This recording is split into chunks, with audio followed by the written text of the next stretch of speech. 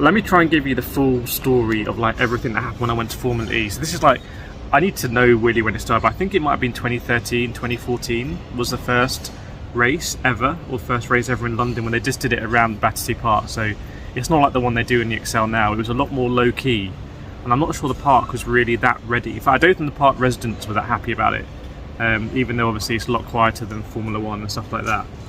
But I remember I went with my mates from karting, and we just snuck into places we really shouldn't have snuck into. So we found this gap between the barriers. I'm going to try and put pictures in this video if I can do it, and show you just how close we got to the cars. It was absolutely unbelievable, just poking our head out, and the cars were coming through. And I think that actually really was, I think that was so accessible because it was in my city, and I was actually able to go there for cheap and able to sort of sneak around and look at the cars up close. It probably really ignited the passion for me in motorsport, took it to another level. Yes, I'd watched Formula 1 on TV, but I could never dream of going to a Formula 1 race. It was just too expensive and stuff like that.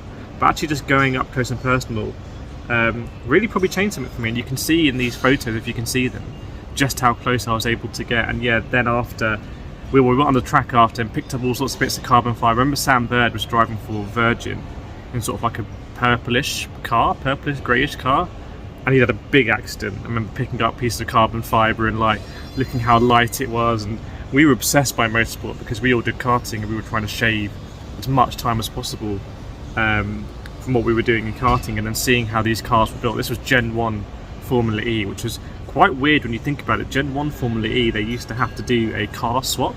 Like halfway through the race, it would run out of battery, the driver would come out and jump into another car, which actually is a little bit like doing endurance racing and karting. I guess it's a lot like doing endurance racing in any sport, except you literally change the car.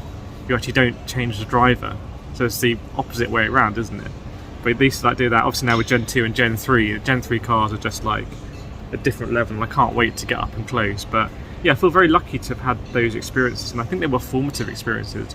I'm not sure if I want to say that I wouldn't be here now and I wouldn't be doing sim racing if it wasn't for going to that race, but I think it was a very positive step in sort of me getting close to motorsport and you know, feeling the excitement, feeling the passion, feeling the precision as well. I think when you're that close, you can just see how we were by a chicane for a lot of it, how precise the drivers are following each other through the chicane. The same thing when you go to Monaco and you look at the Twinkle chicane, Formula 1. But yeah, this is cool to come full circle. Let's get on the plane and take you more. Well, let's get you actually to Formula E. Why do we do that? Right, I'll see you then.